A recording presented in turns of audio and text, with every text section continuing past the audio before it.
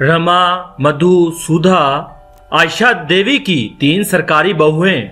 रमा पेशे से सरकारी वकील थी, मधु यूनिवर्सिटी में एक प्रोफेसर थी और छोटी बहू सुधा एक सरकारी बैंक में नौकरी करती थी। तीनों बहुएं नौकरी वाली थीं, इसीलिए तीनों बहुएं हर वक्त काम में मसरूफ रहती थीं। इसी वजह से तीनों बहुओं में किसी न किसी वजह से लड़ाई हो जाती थी, खासकर तब जब होता था इतवार यानी के संडे। क्या बात है आयशा जी, आज सुबह सुबह सब्जी मंडी होकर आ रही हो? आज इतवार है ना, बहू बेटे देर से सो कर उठेंगे, सोचा घर में क्या करूं, मंडी ही हो आऊं। अरे अच्छा, आज तो तीनों बहुओं की छुट्टी हो गई, चलो बढ़िया है। तीनों बहुएं सरकारी नौकरी वाली हैं, तीनों काम वाली हैं, तो आपस में बर्तन खड़क ही जाते होंगे। अरे नहीं, मेरी तीनों बहुओं में बहुत प्रेम है, उनमें कभी कोई लड़ाई नहीं होती। अभी तो उठकर अपना सारा काम निपटा चुकी होंगी। अपनी वकालत घर में मत झाड़ो भाभी, मैं भी स्कूल में प्रोफेसर हूँ, मुझे भी गणित आती है। आलू के पराठे में प्याज नहीं डलेंगे, सिर्फ आलू पराठा ही बनेगा। मैं भी देखती हूँ तुम कैसे आलू के मसाले में प्याज नहीं डालती। तुम अकेले ही आलू का पराठा खाने वाली नहीं हो, हम सब हैं। अरे तो किसने मना किया, 6 आलू हैं, सबके 2-2 आलू हो गए, ये 2 मेरे, ये 2 मेरे। ओहो, ये तो बहुत बढ़िया, खुद दोनों ने बढ़िया बढ़िया आलू रख लिए और मुझे ये गले हुए खराब दे दिए। बड़ी चालाक हैं आप दोनों तो। अरे मैं भी बैंक में नौकरी करती हूँ, मुझे भी सारा हिसाब किताब पता है। ये आधा आलू खराब है, मैं क्यों रखूं? मैं अपना आलू नहीं दूंगी। मैं भी क्यों दूं? इतनी मुश्किल से संडे आता है, आलू पराठे खाने का ये मौका मैं क्यों छोड़ दूं? आलू तो मैं लेके ही रहूंगी, देखती हूँ मुझे कौन रोकती है। हे भगवान, मैं मोहल्ले में कहती हूँ कि मेरी तीनों बहुएं भगवान हैं, मुंह में जुबान नहीं है, तीनों में प्रेम है, पर यहाँ तो एक आलू के लिए महाभारत छिड़ी हुई है। इतनी बड़ी सरकारी नौकरी करने वाली हो तुम और लड़ाई बिल्कुल बच्चों की तरह लड़ती हो। थैले में आलू रखे हैं, अब बाल लो जितने मर्जी। मेरे दुनिया के जाने के बाद आयशा के ऐसे कहते ही तीनों बहुएं मुंह पर हाथ रख देती हैं। माँ जी, आज कह दिया, आगे से ना कहना। सॉरी माँ जी, आप ऐसी बातें मत करो, आपके बिना हम तीनों अधूरी हैं माँ जी। आगे से ऐसे मुंह से बातें मत निकालना। फिर क्यों लड़ती हो तुम तीनों? देखो, जहाँ प्यार होता है वहाँ भगवान का वास होता है, इसीलिए आपस में प्रेम से रहा करो। आयशा देवी अपनी बहुओं को ऐसे ही प्रेम भरी सीख देती रहती है। उसके बाद तीनों बहुएं एक साथ मिलकर नाश्ता बनाती हैं, रोजाना की तरह। वही खट्टी मीठी नोक झोंक के बीच आयशा देवी की बदौलत तीनों बहुओं में प्यार बना हुआ था। आयशा देवी की ननद मनोरमा कुछ दिनों के लिए रहने आ जाती है। मनोरमा स्वभाव से चुगलखोर और झगड़ालू है, पर क्या करें, है तो आयशा देवी की ननद ही। आयशा भाभी कहाँ हो? मैं तो कब से बाल धोकर बैठी हूँ, तुम्हारी बहुएं कहाँ हैं? मुझे चाय नाश्ता कौन सी बहू देगी? जी रुको, मैं तुम्हारे लिए पुआ और चाय लेकर आती हूँ। बुआ जी पाए लागू, अब मैं चलती हूँ और अब आपको शाम को मिलूंगी। मैं भी चलती हूँ बुआ जी, प्रणाम। ओहो, मुझे भी देर हो गई है, रुको मधु भाभी, मुझे भी अपनी स्कूटी पर बस स्टैंड पर छोड़ देना। ये बढ़िया बात रही, तीनों बहुएं काम पर निकल गईं। अब तुम सारा घर का काम करोगी। क्या हुआ जीजी, सफाई बर्तन करने वाली रखी हुई है, घर का काम करने में हर्ज थोड़ी है। तुम तो ऐसे ही चिंता करती हो। ये लो पोहा और चाय लो, तुम सब चिंता छोड़ दो।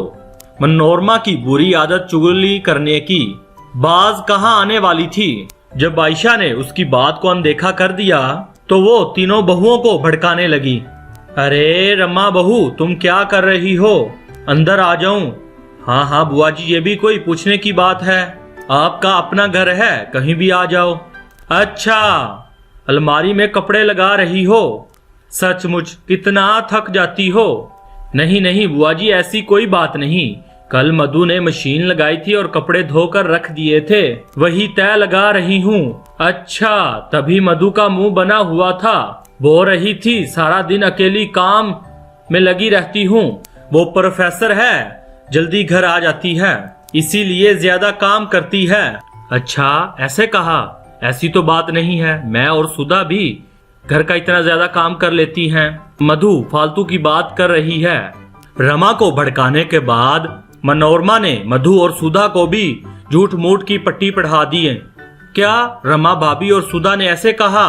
उनसे ज्यादा घर खर्च में पैसे मैं लगाती हूँ। उन दोनों की इतनी हिम्मत ये कहने की वो मेरे से ज्यादा घर में खर्च करती हैं।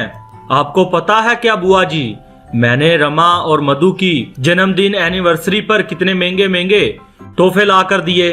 अच्छा हुआ बुआ जी आपने मुझे बता दिया, ये दोनों मेरे बारे में क्या सोचती हैं। मनोरमा तीनों बहुओं में फूट डाल चुकी थी। तीनों बहुओं में फर्क साफ दिखाई दे रहा था। ये तीनों को क्या हो गया है? आज इतवार के दिन इतनी शांति क्यों घर में बनी हुई है? रमा बहू, क्या हुआ? आज रसोई में क्या स्पेशल नाश्ता नहीं बनाना है क्या? मुझे नहीं पता माँ जी, मैंने सुदीप और अपने लिए छोले भटूरे मंगवाए थे, हमने नाश्ता कर लिया है। रमा भाभी, बहुत ज्यादा तराने की जरूरत नहीं है, हमने भी स्पेशल अमृतसरी कुलचे मंगवा कर खा लिए हैं। हमारा भी आज संडे है, मैं और सुनील मूवी देखने जा रहे हैं। मैंने भी जलेबी समोसे खाए हैं, खुद कमाती हूँ, किसी का दिया हुआ नहीं खा रही हूँ। मैंने और रवि ने हैवी नाश्ता किया है, बढ़िया। कितने दिनों बाद ये हो क्या रहा है इस घर में? एक दूसरे के साथ सीधे मुंह तीनों बहुएं बात करने को ही नहीं तैयार है। जरूर कुछ गड़बड़ है, नहीं तो ये तीनों मेरे साथ ऐसी बात ना करती। और ये मनोरमा जीजी कहाँ गई है? बड़ी देर से दिखाई नहीं दे रही, लगता है कमरे में होंगी। उनकी चाय वहीं दे आती हूँ। अरे, मैंने भाभी की बहुओं में ऐसी फूट डाली है कि पूछो मत। बड़ा इतरा रही थी तीनों बहुओं को लेकर।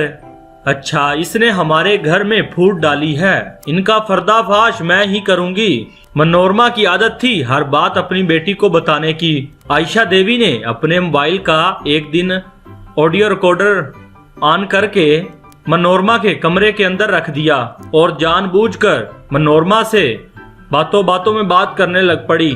भाभी, अगर तुम मुझे पहले कहती तो ये सब मैं पहले ही कर देती। अब तुम अपना दुख मुझे कह रही हो कि तुम अपनी तीनों बहुओं से तंग आ गई हो, उनकी सेवा करके तुम थक जाती हो। चलो, अभी भी कुछ नहीं बिगड़ा है, तुम चिंता मत करो, मैं तुम्हारी तीनों बहुओं में फूट डाल चुकी हूँ।